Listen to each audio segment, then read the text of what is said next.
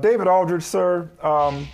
I feel like, if memory serves, one of the last times, maybe not the last time, but one of the last times we had you on was right when the Clippers added Russell Westbrook, and we were like, what the heck are they doing? Like, what makes them think this is going to work? Now, we're a long way away from them even winning this series, let alone going deep into the playoffs with Westbrook.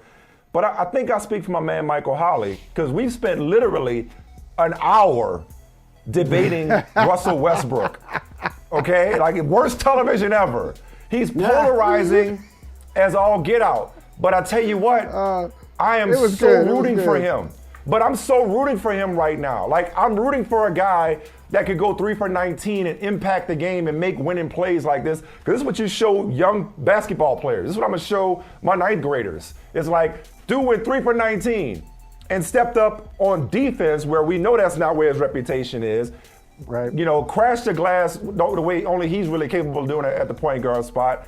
I mean, like, is this real, or was this just one good night, or does Russell Westbrook and Kawhi Leonard's Clippers, even without Paul George, are they about to shock Kevin Durant and the Suns, who before last night hadn't lost with him in the lineup?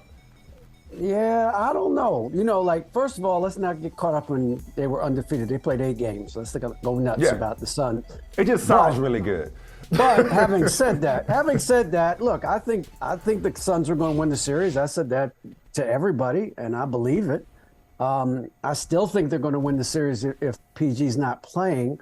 But look, you got the full Russell Westbrook experience last night, man. That's the full R-dub. That's it. Like, everything good and bad about Russell Westbrook that you could possibly have on a basketball court, he showed you last night.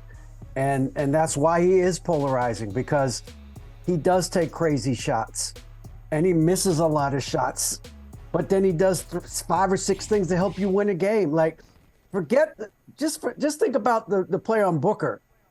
Guards Booker without fouling, blocks his shot, throws the ball out of bounds off of him. That's 3 plays in 1.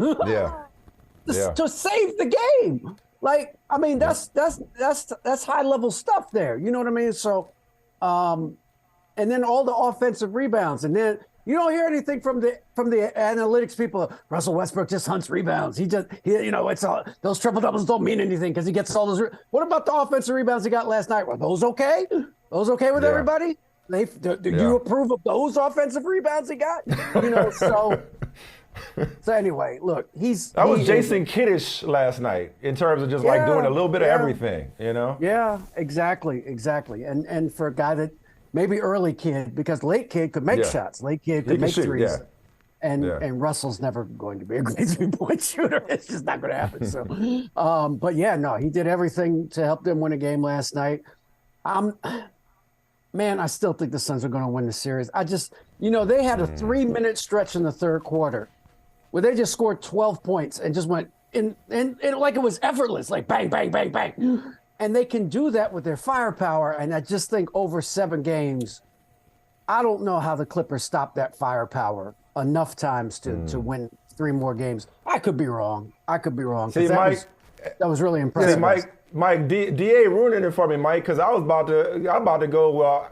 It seems like we're gonna get a Lakers-Clippers Western Conference Final, right? I have to. That's what it looks like it's gonna be led by him. I do want to ask you about the Lakers, though, DA. I want to ask you about the Lakers, because I'll tell you, I didn't laugh more this weekend than I did when I heard Austin Reeves say, I'm him. I'm him. That was fun. I am him.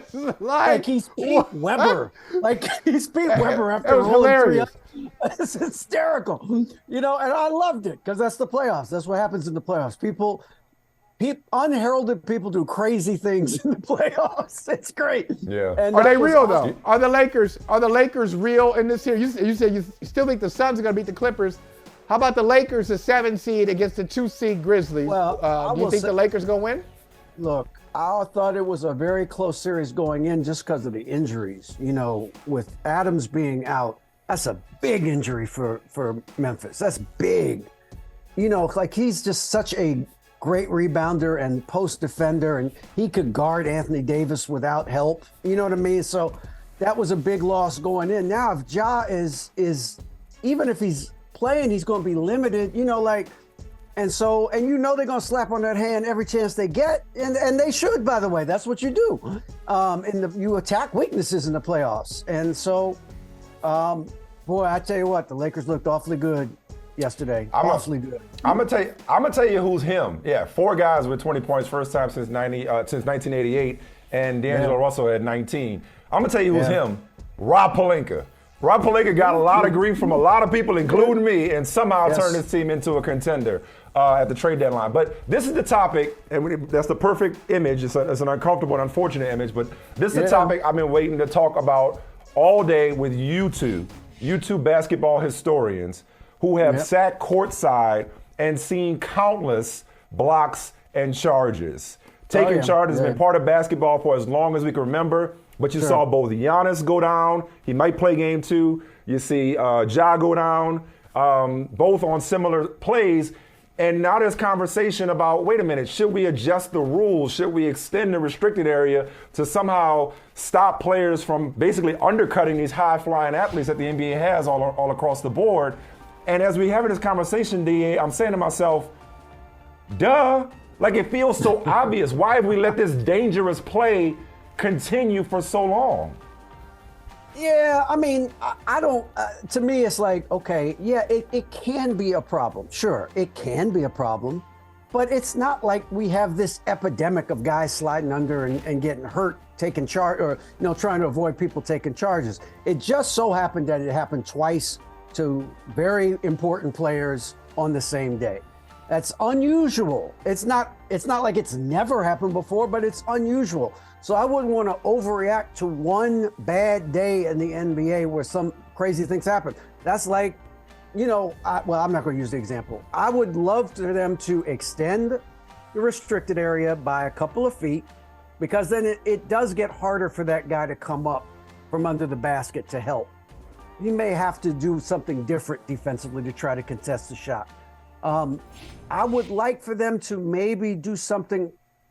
Once a guy commits, as a basketball player, when a guy is committing to going up in the air, when he gathers the gather dribble. We all know what the gather dribble is. And so to me, if you say these are the best athletes in the world, well, the best athletes in the world should be able to adjust to that. And so to me, if you see the guy gather, you can't slide at that point. If you're not in position, you can't slide to get in position. That's a block. That's going to be a block every time. Those are the tweaks I would make. I wouldn't throw out the charge, but I would tweak it for sure. What you think, Mike? I was going to say, couldn't have been better said by Aldridge. I agree completely. These retweets are endorsements. Everything he just said, I'm retweeting it. Because really, I think that's not really the issue. The issue is how often, like, referees now have taken it to the level of there are more offensive fouls being called now than before. I mean, 10, 15 years ago, it was really hard to get an offensive foul called because it always went into the advantage of the defender. Now, offensive players, it's more even. So I think the game is wide open. Offensive players have a lot more room. Hand checks are out of the game. Well, that's the other thing. Taking out blocks. Yeah. Taking out the charge? Nah, I don't think so. I think I would tweak. Yeah. I'd tweak the circle a little bit, but I wouldn't take it out of the game. No way. Yeah. Yep. Hey, thank you for watching Brother from Another. If you haven't hit that subscribe button, go ahead and do that now. Don't forget, you can catch us 3 to 4 weekdays on PeacockTV.com and on Sirius XM Channel 85.